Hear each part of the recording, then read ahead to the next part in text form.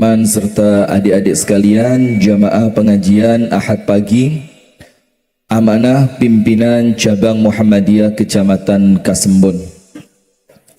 Assalamualaikum warahmatullahi wabarakatuh.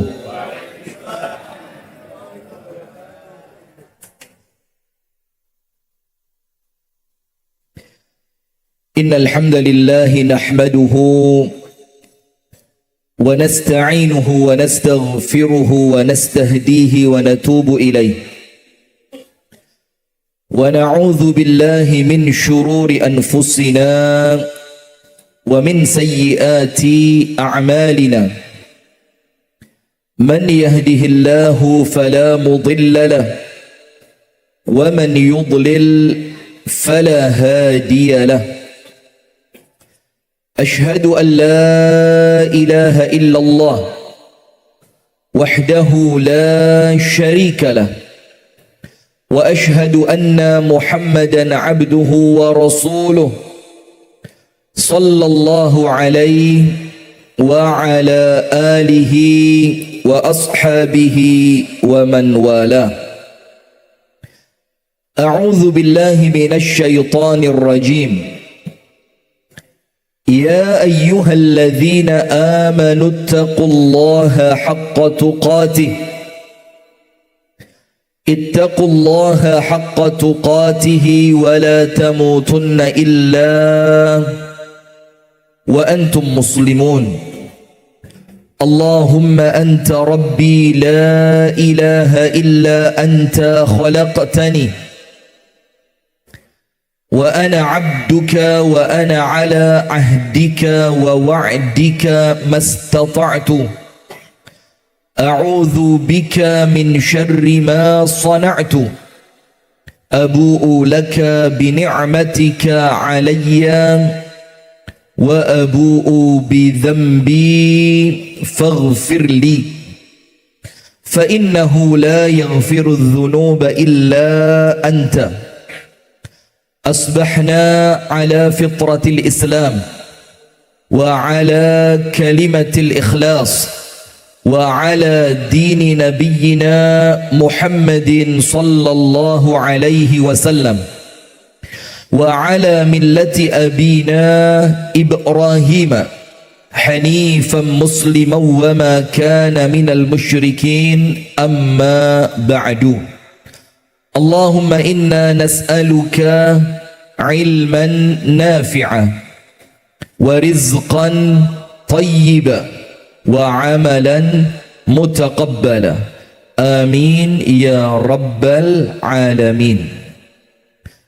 Alhamdulillah, kita bersyukur kepada Allah dengan syukur yang benar-benar keluar dari dalam hati dengan penuh ketulusan. Kita bersyukur kepada Allah karena kita mengerti tidak ada nikmat yang mampu kita miliki kecuali pemberian dari Allah. Kita bersyukur kepada Allah karena kita tahu bahwa setiap nikmat itu apabila tidak disyukuri maka dia akan menjadi azab dan musibah.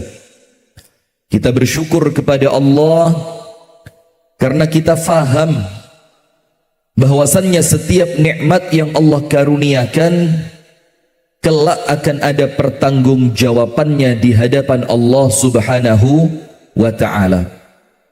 Maka dengan itu para ulama menyebutkan tentang syukur adalah muthbitun ni'am, perkara yang menjadikan nikmat yang Allah karuniakan tidak akan pernah dicabut oleh Allah. Tapi justru sebaliknya, kalau ternyata nikmat yang Allah karuniakan harapannya menjadikan kita dekat kepada Allah, kita gunakan untuk mengabdi kepada Allah, ternyata justru nikmat itu menjadikan kita jauh dari Allah, maka tidak menutup kemungkinan nikmat itu oleh Allah akan dicabut. Na'udzubillah min dzalik.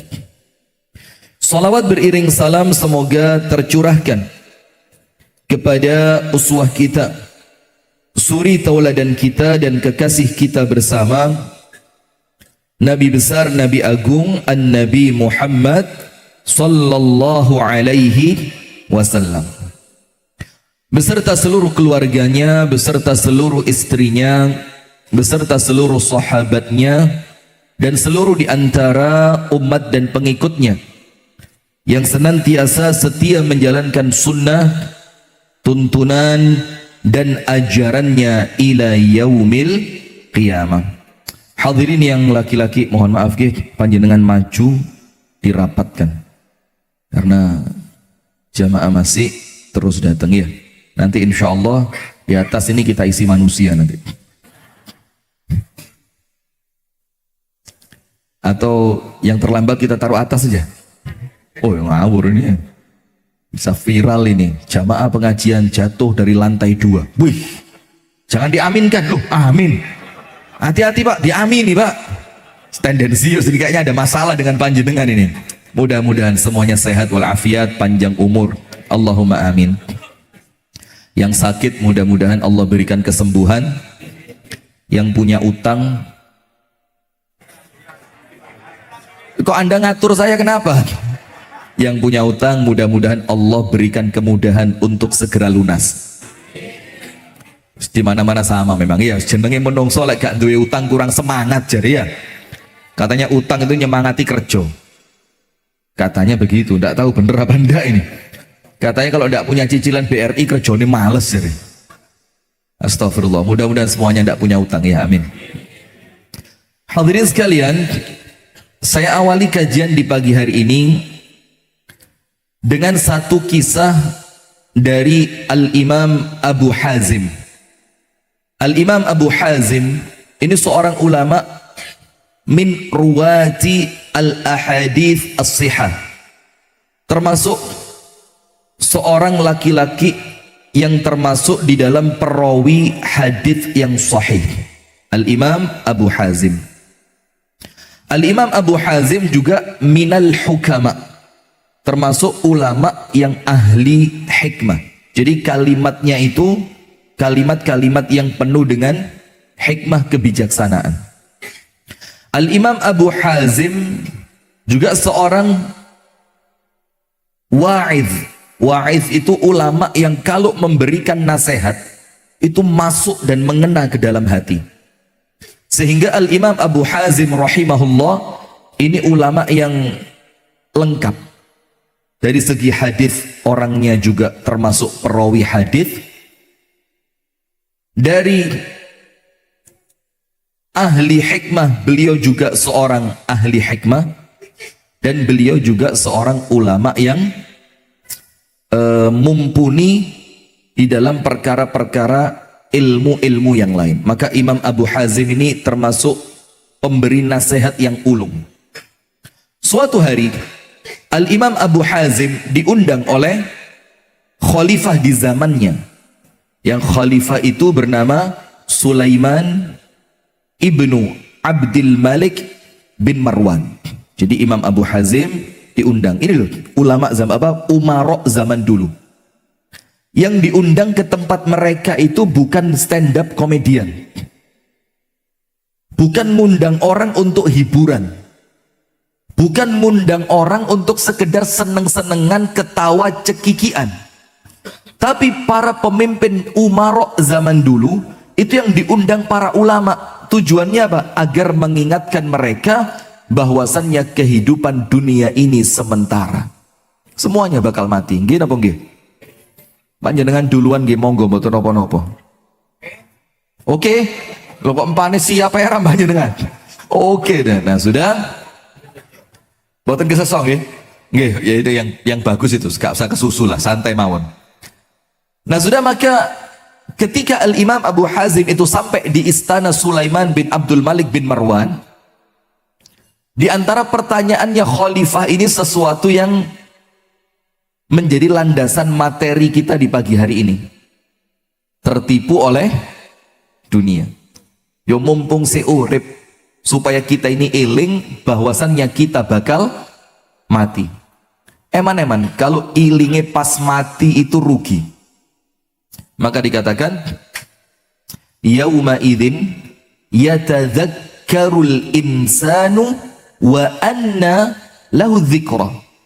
Ketika meninggal dunia, ketika bangkitnya hari kiamat, yatadzakkarul insan, manusia itu kabeh sadar. Tapi oleh Allah dikatakan di saat itu apalah manfaatnya kesadaran? Wes gak enek manfaatnya. Sama seperti dalam surat At-Takatsur, alhaakumut takatsur hatta zurtumul maqabir.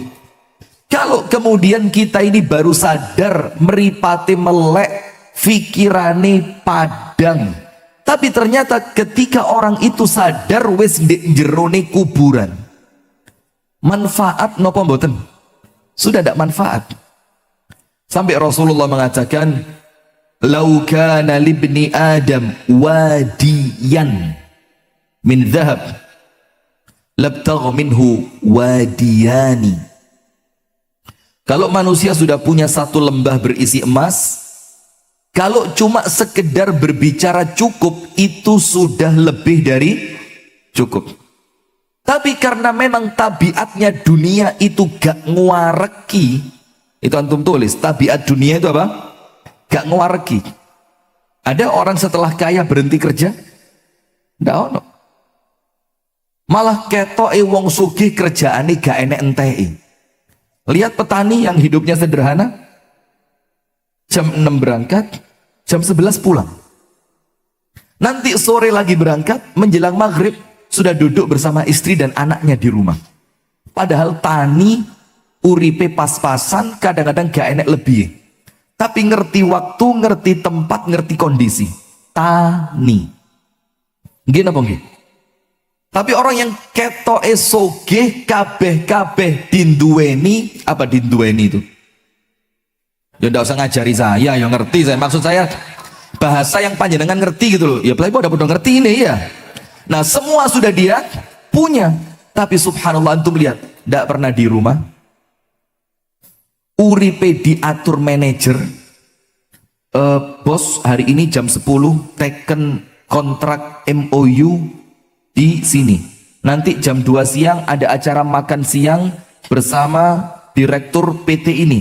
Nanti setelah isya bos, loh kok malah diatur uang? Sampai ketika dia mau istirahat, tanya sama manajernya, kira-kira dino apa ono kosong ini? Bayangin. Nah, maka itulah kemudian yang dikatakan alhaakumut takatsur. Yang ternyata kemewahan itu tidak akan pernah menjadikan kita kenyang. Lek gak iling panjenengan mulai sekarang, nanti ilingi lek wis mati kari getune. Nggih napa nggih Bu? Skincare panjenengan Bu, regine pinten? Ora tahu. Ojo skincare, aduh sira tahu. Masya Allah. Nah, itu ndak akan pernah mereka itu puas dengan dunia. Karena itu sunnatullah yang Allah ciptakan yang mengiringi dunia ini. Maka Rasul mengingatkan, kalau manusia punya satu lembah berisi emas, kalau ngomong cukup, cukup. Tapi kalau berbicara tentang keinginan dan keserakahan manusia, maka yang satu itu untuk dia belum cukup. Dia minta yang keberapa? Yang kedua. Dan begitu seterusnya sampai Rasulullah sallallahu alaihi wasallam bersabda, hatta yamla'a fahu at-turab. Nanti dia baru sadar, baru ngerti, baru merasa menyesal setelah mulutnya penuh terisi dengan tanah, artine lek wis mati. Na'udzubillah min dzalik. Nah, maka itulah tujuan kita ngaji begini. Bukan kemudian ustadz metuwek, ustadz sok ngerti. Enggak.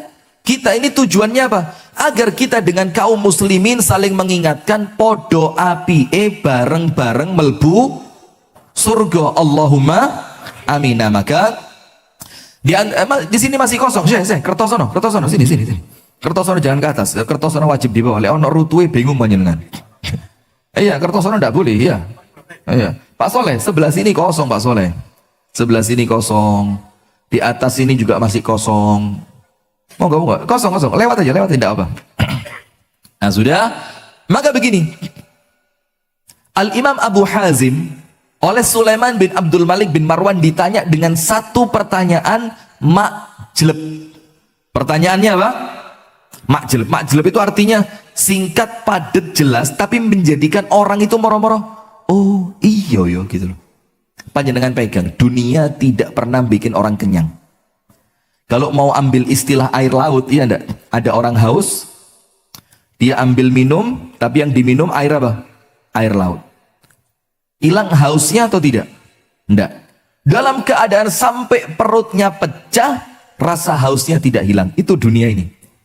Sampai panjenengan wis kerja mentok gak enek lerene sik durung wareg. Kalau yang dikejar dunia. Nah sekarang Sulaiman bin Abdul Malik bin Marwan tanya, ya Abu Hazim, wahai Al-Imam Abu Hazim, antum cari aja di Google Imam Abu Hazim, ketemu nanti ulama hadis.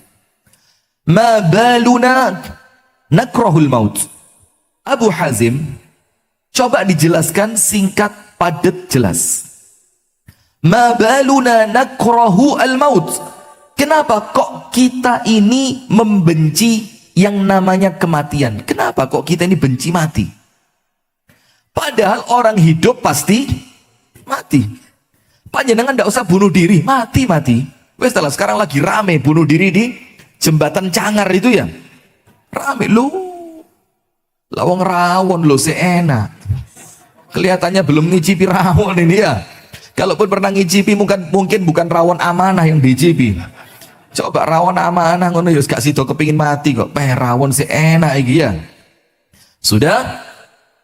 Kenapa kok kita ini benci mati?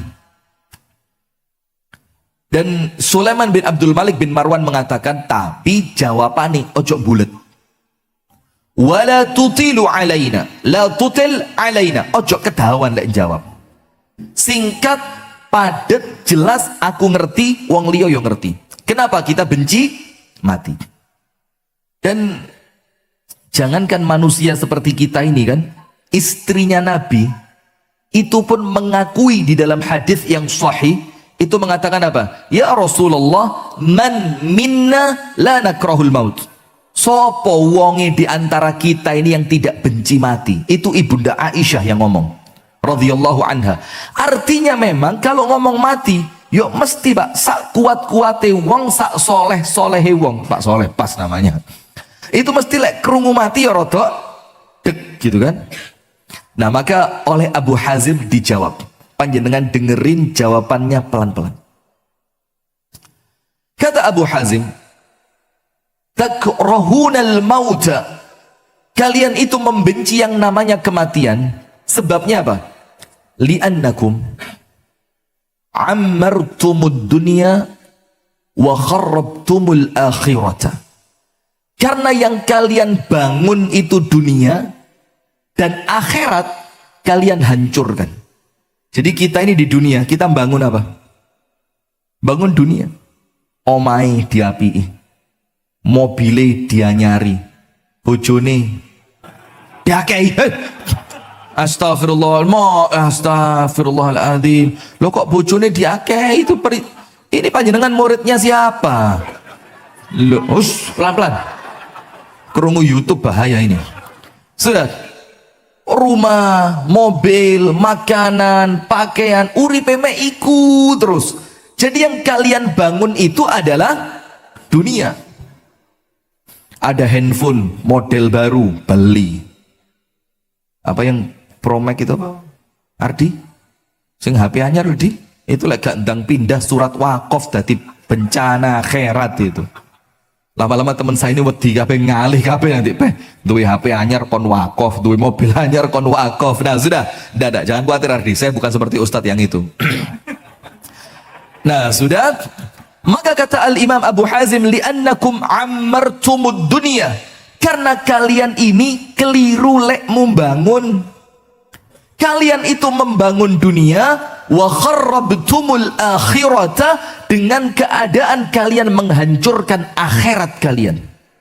Terus dilanjutkan satu kalimat penutup, wala syakka, dan tidaklah menjadi perkara yang aneh kalau orang itu takrahunal khuruja minal umran ilal kharab.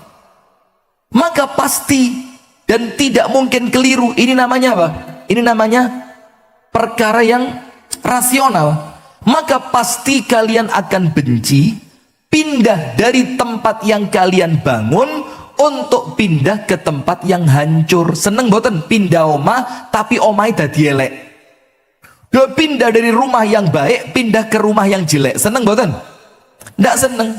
Ganti mobil api ganti mobil elek. Seneng boten? Boten. Biasanya mangan enak dikai makanan yang tidak enak. Seneng boten? Loh, itulah hakikatnya kata Abu Hazim. Karena kalian salah bangun. Sing mbok bangun dunya, sing kok hancurkan adalah akhirat. Maka ketika krungu kalimat mati, kaget. Loh, omah siket tadi siket dibangun, mobil mewah siket ketuku, makanan enak baru dinikmati, kok moro-moro wis krungu mati. Itulah kata Imam Abu Hazim. Maka di dalam ucapan yang lain, anna dunya darul ubur la darul qarar. Dunia ini Pak cuma tempat untuk kita mampir lewat, mek liwat tok dung dung dung, dan kita bakal pindah. Dan tidak termasuk kecerdasan panjenengan itu bangun di tempat yang cuma panjenengan lewati dan panjenengan melupakan tempat yang panjenengan tuju secara hakiki. Kalau bahasanya begini, Pak Dimas depan sini, Pak Dimas. Pak Dimas di kursi sini mau ceramah lah ya. Pak Dimas sini kosong, Pak Dimas sini kosong, monggo Pak Dimas. Silakan Syekh. Pak Dimas, satunya Pak Irwan. Antum siapa namanya lupa? Lali, tapi ingat wajah saya. Mari silakan. Nah, coba istilahnya begini. Ini saya, antum jembatan deket sini mana? Yang paling gampang, jembatan Pucang itu ya. Yang orang Kandangan mana? Kandangan. Jembatan apa namanya? Jembatan Pucang. Ada enggak Bu orang bangun rumah di atas jembatan? Kenapa dia enggak bangun rumah di atas jembatan? Karena dia tahu jembatan ini cuma sarana untuk menuju tujuan yang utama. Sehingga kalaupun dia bangun bukan di balik jembatan, bukan di atas jembatan, tapi yang dia bangun tujuan setelah jembatan. Itu orang yang punya akal waras. Wes didudui sama Allah Ta'ala, fulan mati, fulan mati, fulan na'udzubillah kecelakaan, fulan kena penyakit stroke rong dino mati, fulan pecah pembuluh darah otak di rumah sakit seminggu mati. Sudah dengar kalimat-kalimat itu? Apalagi untuk mereka yang usianya sudah di atas 60 tahun. Angkat tangan. Masya Allah. Dan panjenengan boten usah khawatir. Mati itu bukan urusan umur. Mati itu urusan apa? Ajal. Banyak yang sepuh-sepuh, sehat walafiat, seger waras, semangat kerja, ibadai semangat, yo gak mati-mati. Banyak yang masih muda, lemes, tangi turu bangkean, loro, tidik-tidik kecetit. Masya Allah, lo si enom kok ceritanya kecetit, iku lho. Iya benda, ya banyak. Nah maka dengan itu saya awali kajian ini dengan ucapannya Imam Abu Hazim. Kenapa sih kok kita ini eman banget pindah nang akhirat, wedi pindah nang akhirat, dibilang mati ojo sih sampean disik rapopo aku ikhlas. Rata-rata begitu, karena kita ini pada hakikatnya sadar kita belum punya persiapan untuk akhirat, karena selama ini persiapan kita hanya repot, sibuk, fokus bangun dunia. Saya mau tanya, kapan teh indonyo? Panjenengan ini terus-terusan itu loh, nabung, aset, tuku tanah, nyimpen emas, itu panjenengan tahu mau sampai kapan? Sampai kapan?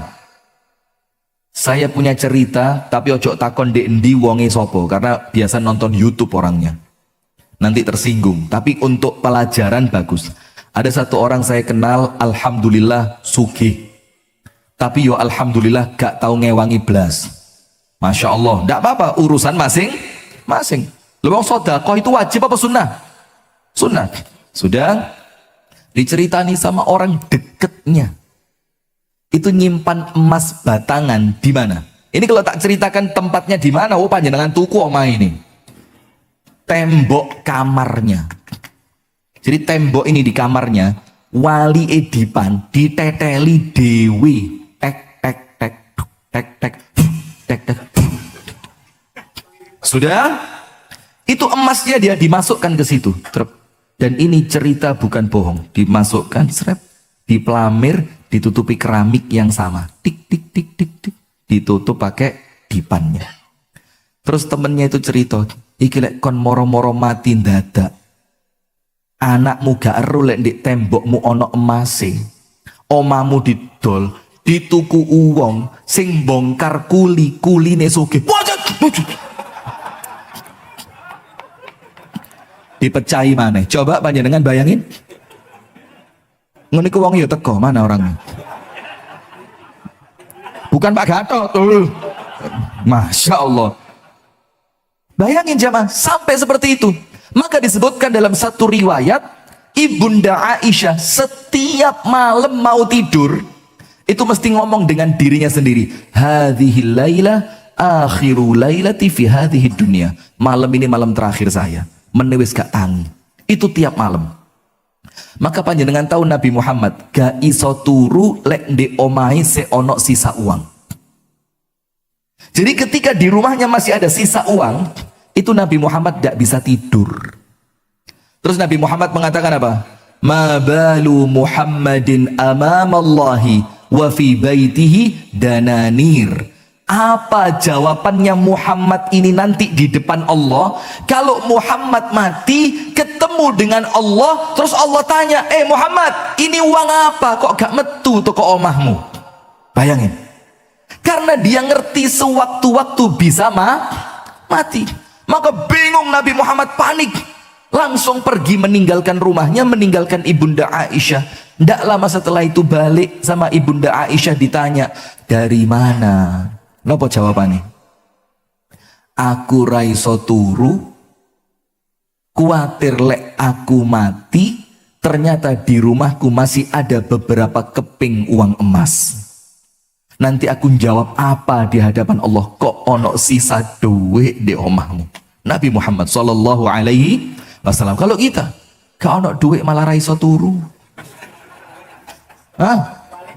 Lah kok kualik tok ini ngamal nih sunnah walian nih. Nabi jarang tidur, kita banyak. Nabi jarang makan, kita banyak. Nabi loman, kita sing banter. Nabi loman, kita. Apa masalahnya? Yoiku kroso umure sik dawa. Nah, ada cerita setan, tapi bukan saya setannya. Iki ceritane setan. Setan itu mbisi wong sembon, ya wong kandangan barang, ya wong ngantang barang, ya wong Sidoarjo barang, mana Sidoarjo ya, ya wong Surabaya Gresik barang, lengkap ini. Pokok cerita ke semuanya. Ada ceritanya setan, judulnya apa? Titik engkas. Tahu bu, titik engkas bu? Kenapa bu? Titik engkas itu apa bu? Sedikit lagi. Jadi ceritanya begini.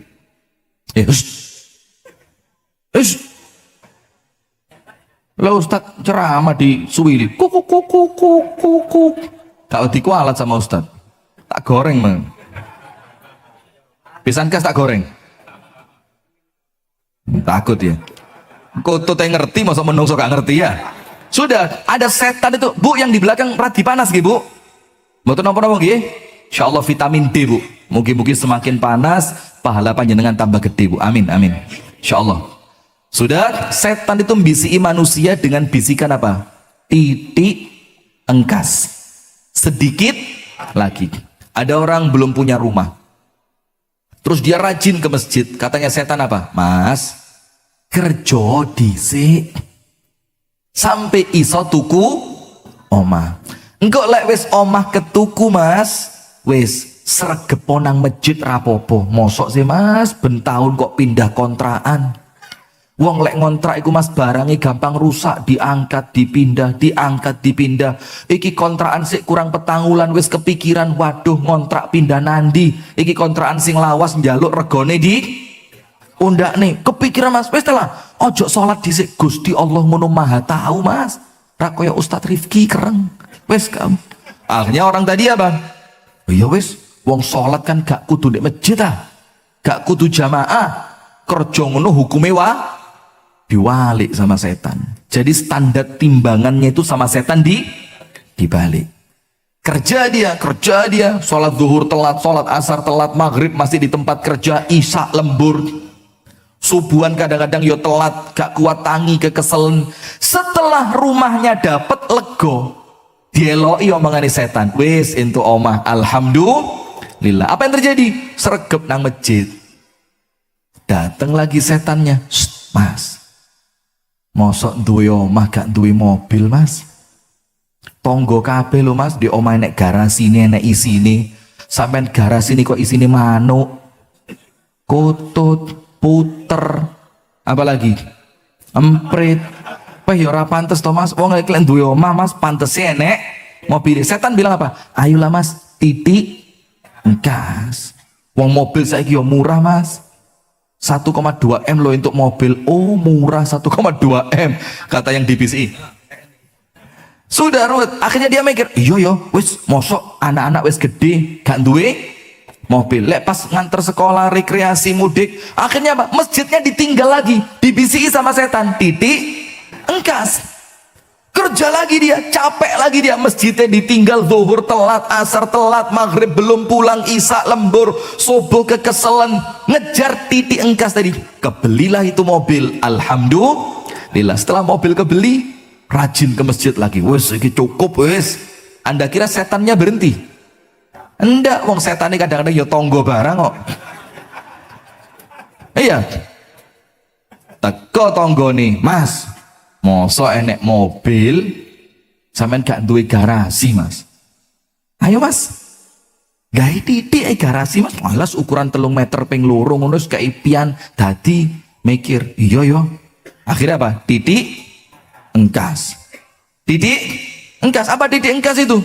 Akhirnya dia kerja lagi. Oh ya wis kerja maneh.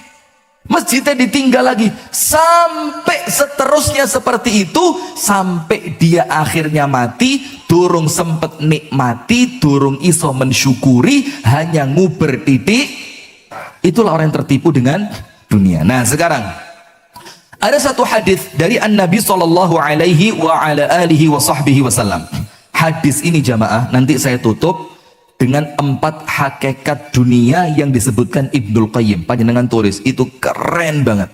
Jadi Ibnul Qayyim itu ngeringkes dunia dadi 4. Hanya pada 4 poin nanti di akhir. Rasulullah Shallallahu Alaihi Wasallam bersabda, "Mad dunya fil akhirati."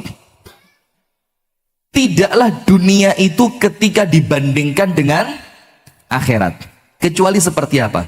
Supaya panjenengan ngerti, sak kerjone panjenengan, sak akeh hasil kerjone panjenengan itu tetap sedikit. Tetap apa? Sedikit. Karena bandingannya dengan apa?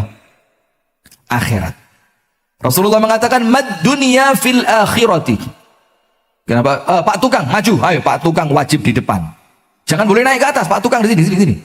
Di sela-sela sini, ayo Pak tukang. Ini tukang-tukang dari Jawa Tengah yang garap proyek Pondok Rimba Wonoagung. Mudah-mudahan sehat, panjang umur, rezeki barokah, anak turun sama Allah dijaga. Ngeriki Pak tukang, ayo Pak tukang. Ada kasih tempat yang agak renggang-renggang.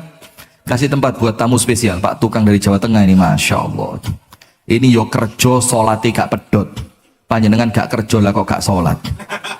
Masya Allah. Monggo Pak tukang, depan. Ayo Pak Taslim, sini Pak Taslim. Kosong ini. Wis monggo lah, cari tempat wis. Sesuka panjenengan wis, sing penak pokoknya ya. Sudah teman-teman ini dari Jawa Tengah kerja di sini untuk proyek pembangunan Pondok Rimba Wonoagung. Dalam keadaan masya Allah, kerja mulai jam 7 berhenti jam 10 malam. Masya Allah. Jadi lek gak diniati ibadah eman-eman ya. Gilik, diniati ibadah gilik, niatin apa? ibadah. Insyaallah mudah-mudahan nanti selama pondok itu kepake, panjenengan yang ngongkek wesi, yang macul pondasi segala macam, pahalanya gak putus buat panjenengan. Amin. Sudah, kita lanjutkan sampai mana tadi? Tukang bingung lali wes. Nah, sudah. Maka perbandingan dunia dengan akhirat supaya panjenengan gak kemalan dunya, saake-ake panjenengan dapat pangga titik. Tidak ada bandingannya dengan akhirat sama sekali. Kata Rasulullah apa? Ka'ahadikum, seperti salah seorang di antara kalian, yadha'u isbi'ahu 'alal yam falyanzur bima yarji'. Seperti apa? Panjenengan berangkat ke laut. Natetan laut apa dereng? Laut itu kan airnya tidak terbatas, gak karuan akeh. Terus panjenengan cobi supaya ngerti, betul-betul ngerti. Ini amalan praktek. Panjenengan masukkan jari telunjuk panjenengan plung. Terus panjenengan angkat. Yang nempel di jari telunjuk panjenengan itulah dunia kalau panjenengan kerja sampai mati. Yang nempel di jari telunjuk. Sementara akhirat itu seperti air laut yang panjenengan lihat luar biasa di depan panjenengan. Yaitu hakikatnya dunia. Biar panjenengan tidak tertipu dengan dunia. Jadi kalau dengar pejabat fulan laporan harta kekayaan LHKPN. Apa LHKPN itu? Laporan harta kekayaan penyelenggara negara. Kan diumumkan, bisa diakses.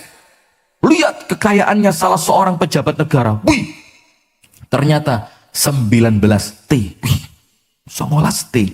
Ojo ngumun. Jangan heran. Kenapa? Itu cuma dunia. Gak digawa mati.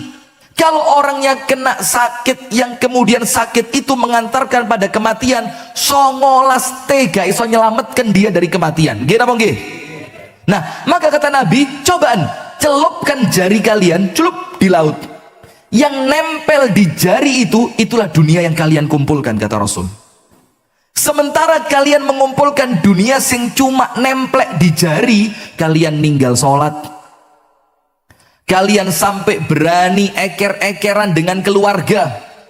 Dibelani zolim kepada orang lain. Direwangi curang, direwangi ngakali, direwangi menghalalkan sesuatu yang hukumnya haram. Padahal yang panjenengan kejar cuma sesuatu yang nempel di jari dibandingkan lautan yang luas.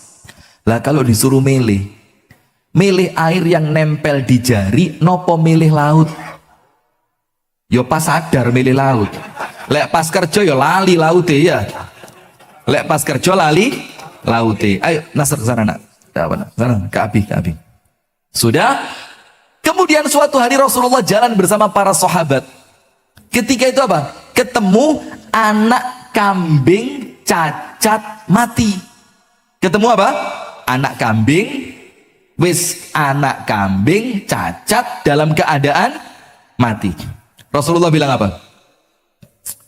Mau ndak kalian membeli kambing mati yang sudah jadi bangkai ini dengan harga 1 dirham? 1 dirham itu sekarang sekitaran 60.000. Sudah gelem gak kok tuku wedhus sing wis dadi bangkai ini? Dalam keadaan kambing ini, kambing apa? Cacat. Apa kata para sahabat? Ya Rasulullah, kalaupun hidup kambing ini cacat, ragelem saya membeli dengan harga 1 dirham. Tidak mau. Terus Rasulullah bilang tidak mau? Tidak. Oke. Kalau tidak mau, wes gini aja, siapa yang mau ngambil kambing cacat kecil mati bangkai ini, gowon mulih gratis. Gowon mulih gratis. Apa kata para sahabat? Ya Rasulullah, hidup pun kami tidak mau. Apa maneh wis mati, dan matinya sudah jadi bangkai. Kata Rasulullah, tidak ada yang mau? Tidak ya Rasul, meripat kulo niki ya Rasul, boten kerso belas ningali kambing bangkai niki. Apa kata Kanjeng Nabi Muhammad SAW? Wallahi, demi Allah, dunia yang kalian kejar sampai kalian lali sholat, sampai kalian rela ngelakoni sing haram, sampai kalian rela satru mbek wong tuwa gara-gara nguber dunia itu lebih buruk dibanding bangkai kambing ini. Itu untuk siapa? Untuk orang sing meripate melek, tidak tersihir oleh dunia. Tapi kita ini kan sekarang meripate masih apa? Kesihir. Ada ucapannya Malik bin Dinar. Ucapannya siapa? Malik bin Dinar. Malik bin Dinar mengatakan apa? Ihdharu as-sahirata asharu min sihri Harut wa Marut. Kata Malik bin Dinar, hati-hatilah kalian dari suatu sihir. Sihir itu apa? Sihir itu yuk wong wedok elek ketok, wong lanang elek ketok ganteng. Is gampangan ngono lah disihir. Dados mripate niku mboten ningali hakikat. Tapi yang dilihat apa? Tertipuan, tertipu. Welek, pendek, lemu ireng. Arjunaku. Arjuna pendek elek lemu ngene iki. Arjuna ke dukur putih ganteng gagah. Mulai Arjunaku aja diruqyah model ngene iki. Kalau diruqyah sama Ustadz Bilal marai pegatan. Wis jarno elek perlu sihir digedeni. Cek rumah tanggane awet ya. Iya Pak Said. Cek rumah tangganya apa? Awet. Kata Malik bin Dinar, hati-hati. Ada satu sihir yang sihir itu menjadikan kalian lalai melebihi sihirnya Harut dan Marut. Yang disebutkan dalam surat apa? Al-Baqarah. Harut dan Marut itu kemampuan sihir terhebatnya itu apa? Yufarriqu ma bainal mar'i wa zawji. Memisahkan suami dari istrinya. Itu kemampuan terhebatnya sihir Harut dan Marut. Tapi ternyata kata Malik bin Dinar, ada sihir yang lebih menakutkan, medeni, menakutkan, ngeri banget. Apa sihir itu? Kata Malik bin Dinar, sihrud dunia, sihir dunia. Panjenengan tunggu sebelum kita kejauhan. Tahu enggak kisahnya Nabi Musa dengan penyihirnya Fir'aun? Iya kan? Penyihirnya Fir'aun bawa kabel, bukan kabel apa? Tambang, tali. Saya kalau inget tambang kok malah elingan, astagfirullahaladzim. Pemerintah dum-dum tambang itu. Kita ini rame ya gara-gara gak keduman aja. Makanya lihat dum-dum sing roto. Masya Allah. Tampar, tali tampar ya. Itu oleh penyihirnya Fir'aun ditiup. Langsung jadi apa? Ular. Itulah sihir. Jadi sihir itu menjadikan pandangan kita melihat tipuan bukan hakikat yang asli. Itu sihir. Dan dunia ini jamaah sihir. Jadi dunia ini kalau kita lihat itu seperti apa? Indah. Tapi aslinya kalau kita sudah wafat, dunia ini seperti kambing bangkai cacat yang sudah mati tadi. Nah sudah, maka kata Malik bin Dinar, ittaqus sahirah. Bertakwalah kalian, takutlah kalian kepada satu sihir yang lebih mengerikan dibandingkan sihirnya Harut dan Marut. Apa sihir itu? Sihrud dunia, sihir dunia. Karena orang itu kalau sudah ke sihir dunia, rawono sadari, angel sadari. Karena sihirnya apa? Dunia. Terus dijelaskan oleh Malik bin Dinar, sihru Harut wa Marut yufarriqu ma bainal mar'i wa zawji. Kalau sihirnya Harut dan Marut cuma paling banter memisahkan suami dari istrinya. Ketemu istri gak cocok, rangkulan, kerosok panas, ngomong titik, tersinggung, ngamuk. Sampai lama-lama mereka berdua apa? Cerai. Na'udzubillah min dzalik. Sementara sihir dunia yufarriqu ma bainal abdi wa rabbih. Orang kalau sudah kena sihir dunia akan memisahkan seorang hamba dari Allah Ta'ala. Mana lebih bahaya? Pisah suami istri atau pisahnya seorang hamba dari Allah? Mana yang lebih bahaya? Pisahnya seorang hamba dari Allah.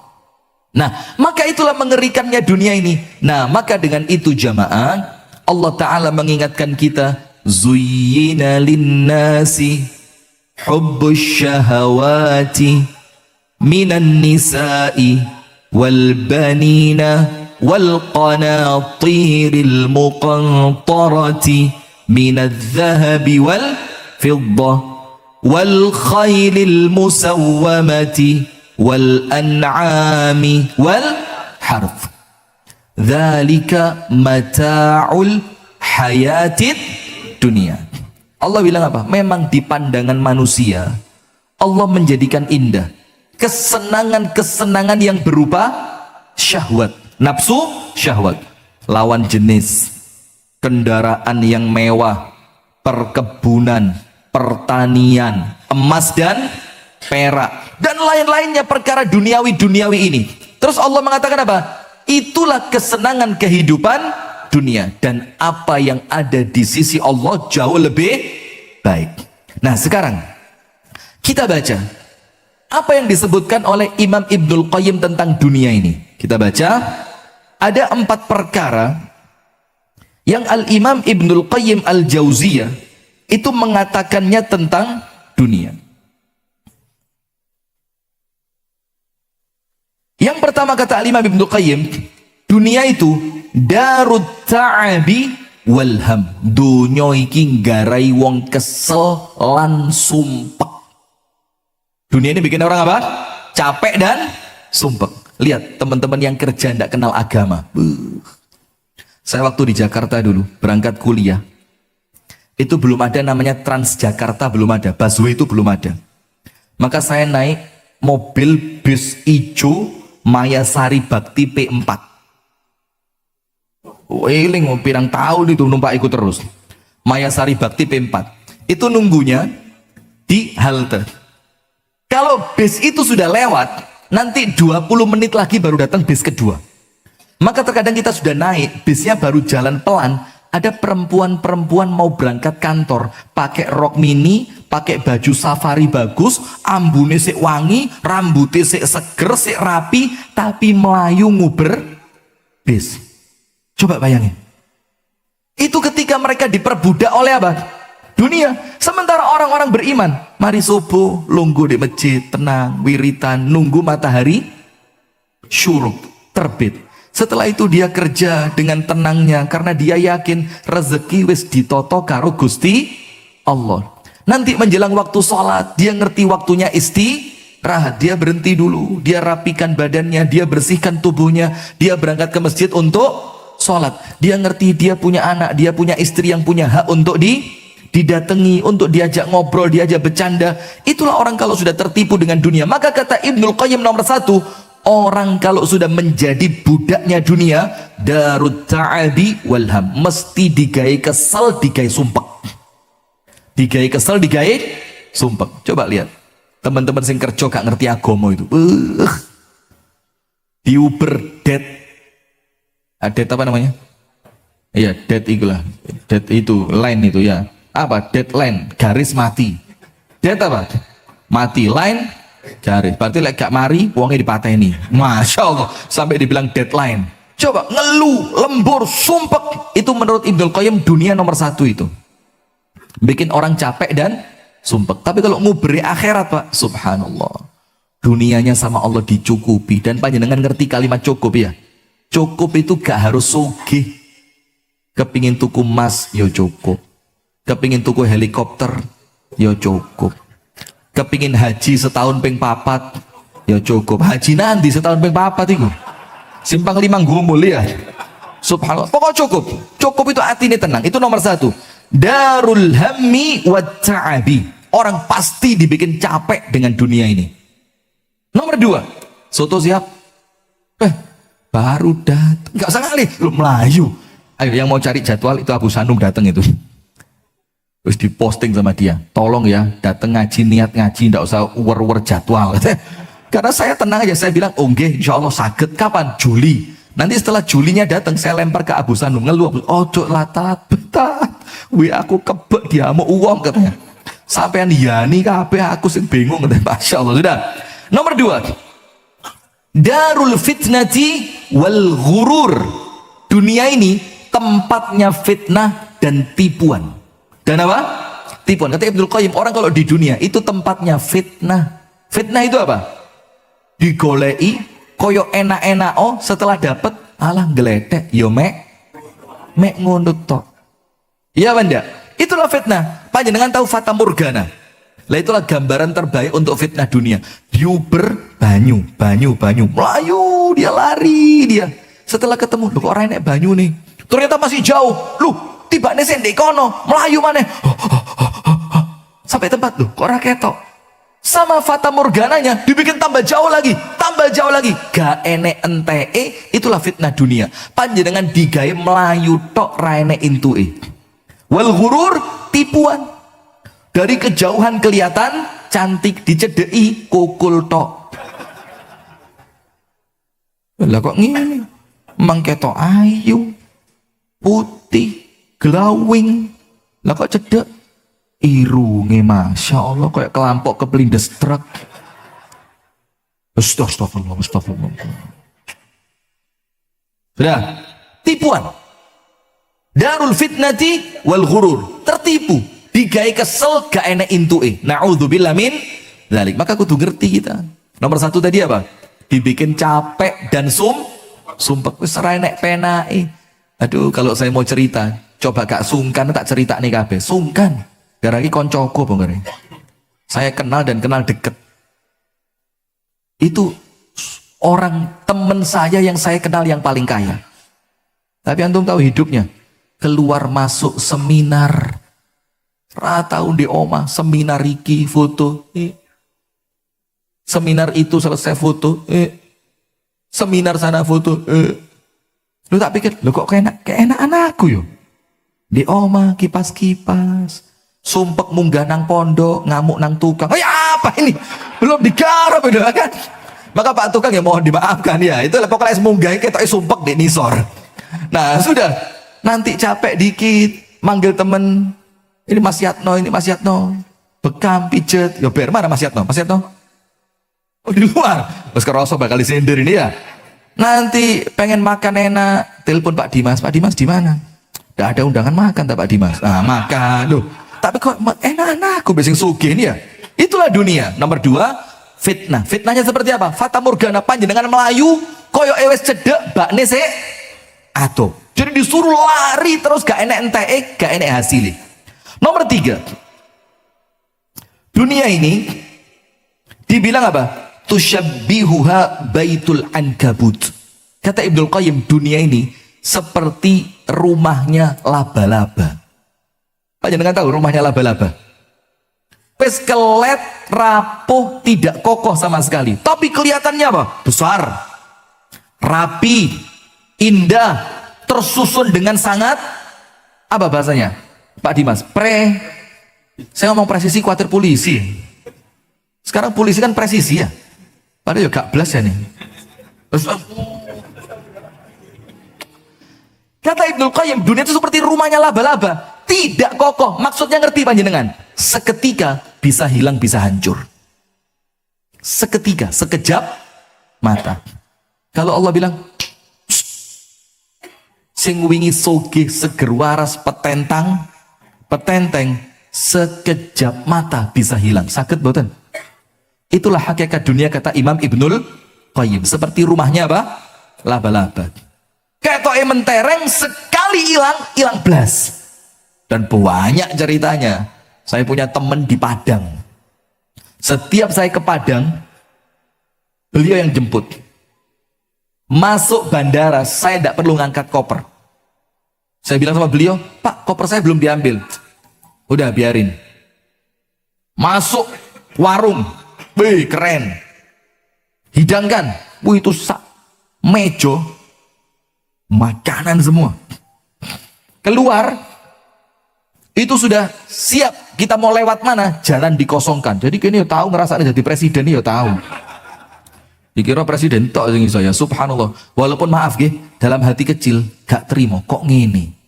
Kok gayane sok-sokan seperti preman. Kita mau sing biasa-biasa lah. Yo ngangkat koper ndak apa-apa. Mau jalan onok macete yo normal, wong podo-podo rakyat biasa. Sudah, subhanallah. Kedatangan saya yang kesekian ke Padang, itu beliau tiba-tiba setelah kita di jalan, moro-moro tiba-tiba wajahnya berubah. Ono opo? Ah itu Mas Dian tahu. Ada. Atau Mas Dian atau Abu Sanum, saya lupa. Sudah di mobil bareng saya. Kok mobil gede, mobil keren, meteni mobil. Sudah, Ustadz bisa berhenti sebentar gak? Yuk berhenti. Masuk ke warung gitu, kita pesan kopi, ada yang pesan teh telur segala macam sudah. Terus dia bilang, Pak Ustadz ngobrol berdua yuk. Saya khawatir, ono apa iki? Dia yang masalah, saya yang dredeg. Apa iki? Ini kalau repotnya Ustadz, orang yang cerai kita yang dicurhati. Sudah, cerita dia, Ustadz baru dapat info duit saya detik ini Ustadz hilang 2,3 M. Di detik itu 2,3 M. Main apa? Trading. Wow, biasa saja. Ini kalau tradingnya biasa 2,3 nya itu saya mikir sapiro akeh 2,3 itu. Saya kepikiran punya uang sebanyak itu aja, enggak pernah. Ini orang kehilangan 2,3. Kemarin sore Ustadz ditelepon sama teman saya yang megang itu, disuruh ngelepas. Saya bilang, oh enggak lepas. Kenapa? Karena biasanya kalau saham itu mau naik, diwedeni mbek wong supaya kita lepas, nanti yang beli bakal bati gede. Saya sudah lama main ini. Ternyata betul, sahamnya anjlok, duitnya hilang 2,3 M sekejap mata. Itulah kata Ibnul Qayyim seperti rumah apa? Laba-laba. Nomor siji, garai sumpek, garai kesel. Nomor loro, tipuan, gak enek wareke, dikon melayu terus gak entuk opo-opo. Nomor telu, kalaupun dapat seketika bisa hilang, maka gak usah gaya tok, biasa saja. Yang terakhir kata Ibnul Qayyim, hakikat dunia itu adalah al-fursah al-wahidah, kesempatan satu-satunya untuk meraih akhirat. Apa? Kesempatan satu-satunya untuk meraih akhirat. Lek wis kadung mati saged balik napa mboten? Saged balik mboten? Nah maka mumpung durung mati diingatkan Rifki sadurunge awakmu mati sedekah sing akeh. Rifki sadurunge awakmu mati tobato sing tenanan. Rifki sadurunge awakmu mati njaluk sepuro nang bojomu sing gelek cemburu iku. Maka ibu-ibu yang ngerti ya ta Bu. Panjenengan kalau foto sama saya Bu, istri saya itu ngempet Bu. Foto maneh. Apalagi ibu-ibu yang kalau foto itu begini. Melungker awake. Itu istri saya dalam rumah itu nginceng Bu di jendela itu. Bapak ayu elek, astagfirullah. Mboten Bu guyon nggih Bu, tapi maksudnya gitu loh. Nah, maka itu sama Allah diingetin karena dunia ini kata Ibnu Qayyim al-fursah al-wahidah, satu-satunya kesempatan yang Allah kasih untuk kita meraih akhirat. Lek wis lewat gak iso balik. Nah, maka jamaah sekalian, ayo bismillah. Semua orang yang hidup di dunia bakal mati. Nah, sekarang kita kumpul seperti ini untuk kita saling mengingatkan, sadurunge mati cek wis siap. Sadurunge mati cek wis duwe sangu. Sadurunge mati cek nanti gak getun wis dibelani tobat. Sadurunge mati hartanya sudah dikirim ke akhirat, sehingga ketika dia wafat dia sudah punya segalanya. Baik jamaah sekalian, itu yang dapat kami sampaikan. Kemudian ada pengumuman. Yang pertama, yang sudah dapat nasi monggo langsung dimakan saja nggih mboten napa-napa. Yang pertama, pendaftaran untuk SD Muhammadiyah 4 Kasembon, alhamdulillah tersisa 4 murid saja. Jadi panjenengan kalau kerso menyekolahkan putra panjenengan di SD Muhammadiyah 4 Kasembon, kuotanya tersisa berapa? 4. Jadi awalnya kita mau nerima 15 murid karena kelasnya kecil. Tapi alhamdulillah ternyata yang daftar sampai 30. Kati ditolak kok empani apa ya, kayak dianggap nanti sombong eram. Akhirnya kita sepakati wes bismillah buka 2 kelas. Dan untuk 2 kelas itu cuma kurang berapa murid? 4. Sekolahnya insya Allah gratis. Ini yang bayari siapa? Yo kita ini bareng-bareng ya. Sekolahnya gratis, pulang diantar sampai depan pintu rumah. Tidak perlu bayar antar jemput, enggak. Seragam dikasih, buku dikasih, laboratorium komputer ada study tour jalan-jalan. Alhamdulillah, ini juga berkat dukungan panjenengan semua. Pengumuman yang kedua, yaitu untuk teman-teman yang parkir mobil. Ini kita ulang-ulang tidak apa-apa nggih, mengingatkan saja ya, yang parkir mobil di lapangan Dusun Besuk. Itu lapangan itu milik dusun, sehingga kasnya masuk ke kas dusun untuk kemakmuran Dusun Besuk ini. Dan itu lapangan milik bersama, jadi panjenengan yang parkir ke sana ya monggo lah kasih parkir seikhlasnya. Tapi yo gak pantes lek mobil seikhlasnya 500 kan ora pantes. Kalau seikhlasnya, kalau mobil yang ketoknya mobil mahal itu ya minimal 500.000 gitu. Itu biar nanti lapangannya bisa tambah luas itu ya. Maka kasih uang parkir seikhlasnya. Yang di rumah sini, yang di rumah sebelah, tetangga kami yang baik, Pak Har, itu Masya Allah tetangga baik, luar biasa. Itu kalau motor boten usah, boten nopo-nopo. Kalau motor gratis. Kemudian pengajian untuk bulan depan, ini masih belum ada kejelasan. Karena ada kemungkinan kami akan berangkat haji, tapi sampai detik ini hilalnya belum kelihatan. Jadi panjenengan doakan mawon nggih. Mudah-mudahan kalau Allah takdirkan nggih berangkat. Nanti kalau ternyata kami berangkat, nggih kajiannya sementara libur. Nanti kita lanjutkan setelah hajian. Dan yang terakhir pengumumannya, kami berharap untuk jamaah sekalian ketika pulang, ini kan jalan besar nggih. Ini jalan provinsi dan rame, dan hari Ahad seperti ini biasanya jalanannya lebih rame. Maka panjenengan kalau mau nyebrang, kalau mau ngeluarin motor, kalau mau ngeluarin mobil harus lebih hati-hati agar jangan sampai terjadi sesuatu yang tidak kita inginkan. Terakhir penutup, saya doakan khusus buat Pak Tukang yang dari Jawa Tengah ini. Mudah-mudahan panjenengan semua sehat walafiat Pak Tukang. Panjenengan kerja mulai setengah 8 pagi sampai jam 10 malam. Mudah-mudahan rezeki panjenengan barokah. Mudah-mudahan ikhtiar panjenengan di pondok rimba yang sedang kita bangun, Allah ganti dengan rumah tangga yang sakinah, mawaddah, warahmah. Anak turun panjenengan Allah jadikan ahlul Quran. Allah jadikan anak-anak yang soleh dan solihah. Istri panjenengan yang panjenengan tinggal di rumah oleh Allah dijaga, oleh Allah diberikan hati yang ikhlas, hati yang ridho. Dan kita berdoa bersama mudah-mudahan proyek Pondok Rimba Wonoagung oleh Allah diberikan sukses dan cepat selesai. Amin ya rabbal alamin. Hadanallahu wa iyyakum ajma'in. Subhanakallahumma wa bihamdika asyhadu an la ilaha illa anta astaghfiruka wa atubu ilaik. Satu lagi saya lupa. Hasil dari kotak amal Ahad pagi itu full diperuntukkan untuk kemakmuran TK. Jadi dari hasil Ahad pagi ini kadang-kadang kita belikan kursi buat TK, kadang-kadang kita buat apa? Beli bingkisan buat staf pengajar di TK. Pokok kita fungsikan semuanya bukan untuk pengajian ini, bukan, tapi kita fungsikan untuk kemakmuran TK Aisyah. Jazakumullah khair.